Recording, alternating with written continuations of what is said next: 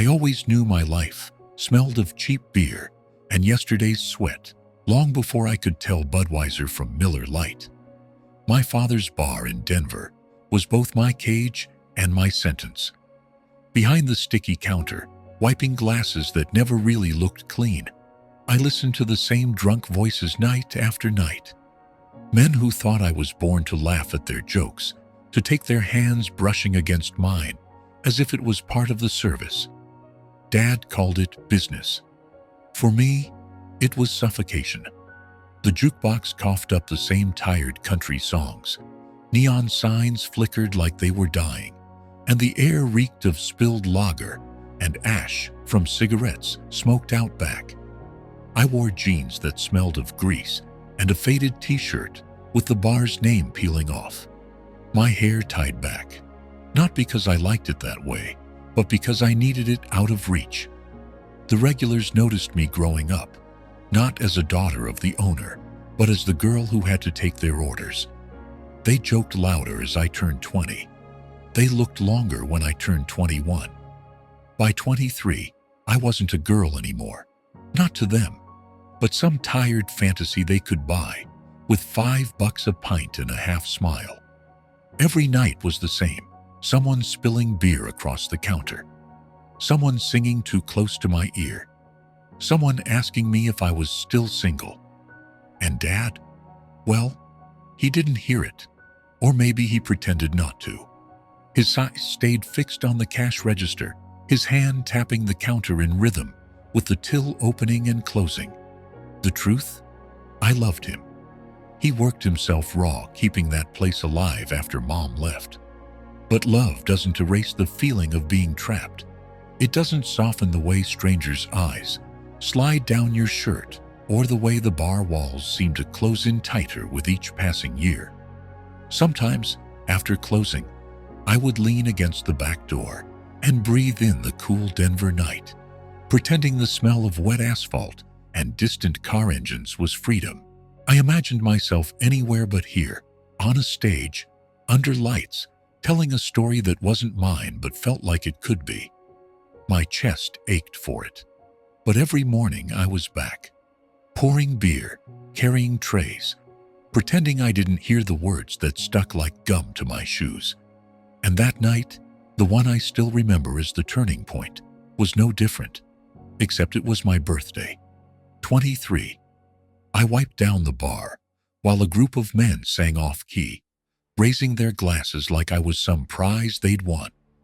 One of them leaned in too close, his breath sour with whiskey.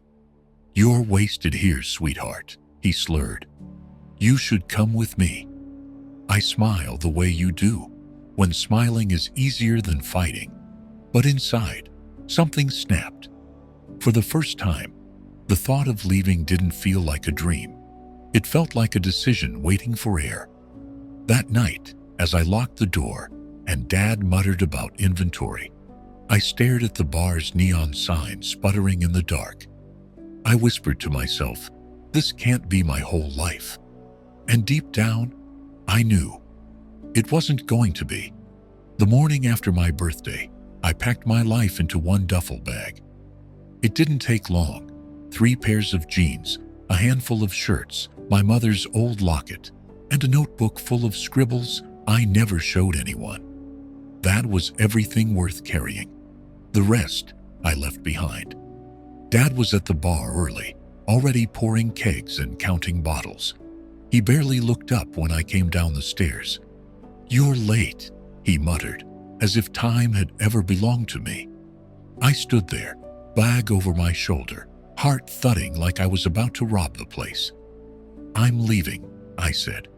He frowned, the kind of frown that made the wrinkles on his forehead deeper, like grooves carved from years of bills and beer foam.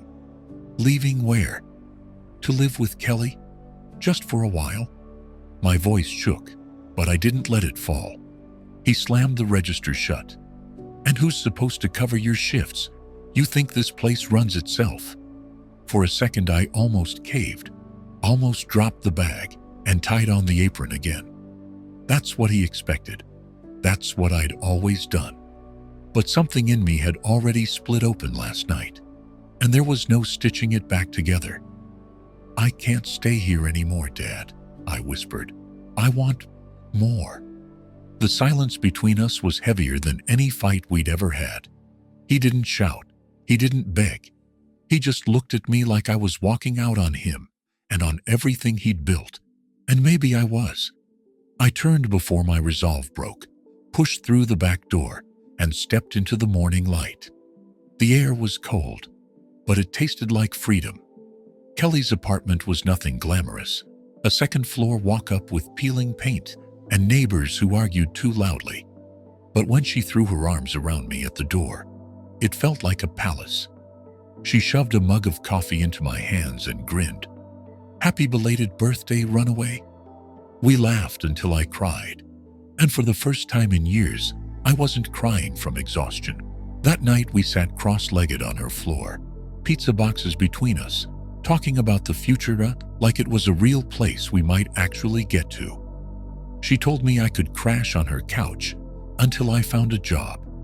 She believed in me more in one evening than my father had in months. But when the lights went out and the city hummed outside, reality crept back in. I stared at the ceiling, wide awake, the sound of distant sirens weaving through my thoughts. Freedom was intoxicating, yes, but it was also terrifying. No steady paycheck, no roof I could call mine, no father downstairs, even if he was angry. Still, as I lay there listening to the heartbeat of the city, I promised myself I wasn't going back. Not yet. Not until I knew who I was outside those bar walls. And somewhere deep inside, excitement flickered. For the first time, I wasn't just surviving. I was searching. I met Ethan on a Thursday, the kind of day that feels like nothing important could ever happen. Kelly dragged me to a small cafe near her apartment, promising me caffeine and a better view than the drunks at your dad's bar. She wasn't wrong. He was the barista, tall with messy dark hair that looked like it never listened to him, and a crooked smile that seemed designed to get under my skin. When he slid my latte across the counter, his fingers brushed mine just enough to make me notice. "New around here?" he asked, voice warm, like he already knew the answer. "Is it that obvious?" I tried to sound casual, but the words caught in my throat. "Only because I would have remembered seeing you before." His grin widened. "Cheesy? Maybe." But my cheeks still burned as I carried the cup back to Kelly. She wiggled her eyebrows and whispered, "Called it?" That was how it started. Coffee turning into small talk turning into walks home, walks turning into late-night phone calls, where neither of us wanted to hang up first. He wasn't like the men at the bar. He listened. He made me laugh. He looked at me like I was something rare, not a joke to pass the time. One night, he invited me to a rooftop party his friends were throwing. The city glittered beneath us, the air cool against my skin, music pulsing from a speaker someone had dragged upstairs. Ethan found me leaning against the railing, staring at the skyline like it might hold the answers. "Not too overwhelming?" he asked, slipping an arm around me. "Only in the best way," I said, leaning closer. He kissed me then, slow at first, then deeper, the kind of kiss that made the noise of the party fade into nothing. My pulse raced, my hands tangled in his shirt, and for a second I forgot about everything. The bar, my father, the weight of leaving. We became inseparable after that. Afternoons at the cafe, nights exploring corners of Denver I'd never seen, mornings tangled up in laughter and sunlight streaming through blinds. There were moments, his hand tracing circles on my back, his lips brushing my neck, that made my chest ache in ways that were both thrilling and dangerous. But somewhere quietly, a shadow lingered. Ethan was spontaneous, always chasing the next thrill. Road trips without maps, parties that blurred into dawn, ideas that never seemed to last longer than a week. I loved the rush, but I also felt the ground shifting under me. One evening, as we lay on Kelly's couch with his head on my lap, he said, "You ever think about the future?" "All the time," I admitted. He chuckled, eyes still closed. "That's your problem, Meg. The future ruins the fun." I smiled, but inside, something twisted. Because for me, the future wasn't just fun or fear. It was everything I was running toward. And I wasn't sure if Ethan wanted to run with me, or just run. Still, I held him a little tighter, pretending the moment could last forever. Dreams look shinier from a distance. Up close, they're sharp, heavy, and sometimes they cut. I had always pictured acting as magic, spotlights, velvet curtains, applause echoing like thunder. In reality, it was cramped audition rooms that smelled of old coffee and nerves. Dozens of girls lined up in heels, too high, lipstick too red, all of us clutching resumes printed on paper that curled at the corners. Kelly encouraged me. Ethan teased me, calling me Hollywood every time I left the apartment with a script in hand. For a while, his laughter gave me courage. But courage doesn't change the word next when it's directed at you, doesn't soften the polite smiles of casting directors who don't even look up as you pour your soul into 3 rehearsed lines. The first rejection stung. The second made me doubt my voice. By the 10th, I felt invisible. I tried everything: local theater auditions, background roles, even commercials for furniture stores. Each time, I walked out into the cold Denver air, shoulders slumped, heart heavier. One afternoon, after another failed audition, Ethan found me sitting on the apartment floor, surrounded by crumpled scripts. He crouched down, lifting my chin. "You're too good for them," he said. "You didn't even see me," I muttered.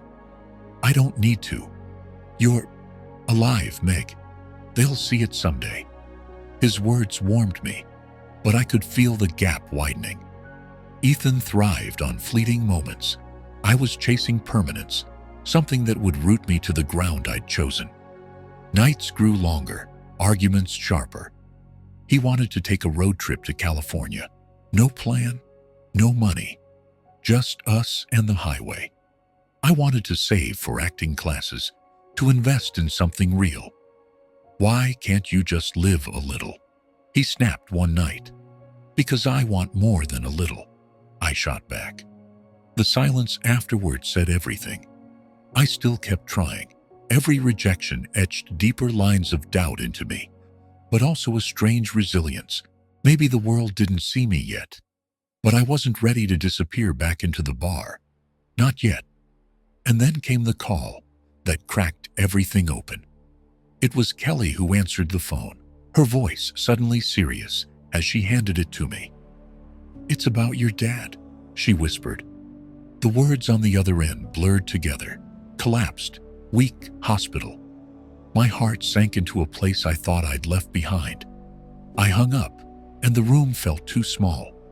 Ethan asked what happened, reaching for me, but I stepped back. "I have to go," I said, voice breaking. "Meg." But I was already grabbing my coat, my hands shaking. The city I had tried to conquer faded behind me as I booked a bus ticket home. And as the bus pulled away, I realized I wasn't just running toward my father. I was running straight back into the past. I thought I'd escaped. The bus ride back to Denver felt longer than the miles on the map. I pressed my forehead against the glass, watching mountains roll past, trying to prepare myself for the sight of my father in a hospital bed. But no amount of planning could soften the ache that spread in my chest. When I walked through those sterile hallways, the smell of disinfectant replaced the beer and smoke that I associated with him. There he was, smaller somehow, pale against the sheets, tubes running from his arms like tangled wires.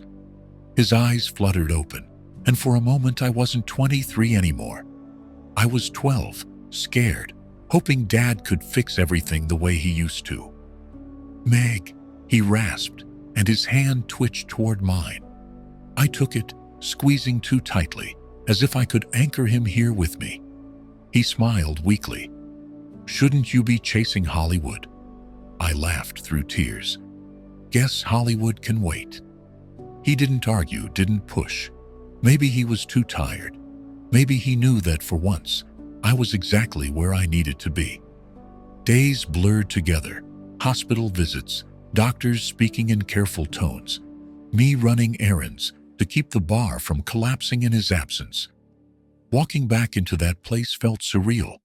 The same neon signs buzzed, the same stools wobbled, the same men nursed the same beers. But it wasn't the same for me.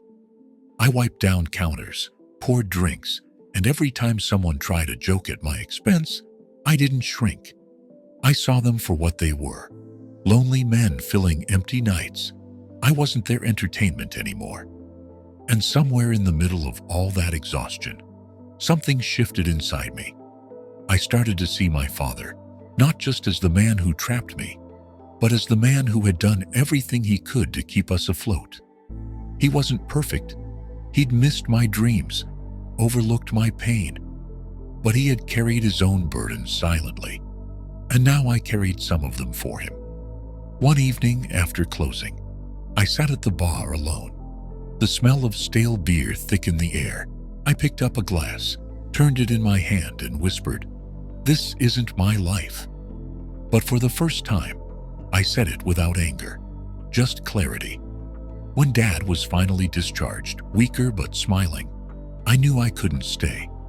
I loved him, but love didn't mean giving up myself. He seemed to understand, maybe more than before. As I hugged him goodbye, his hand lingered on my shoulder.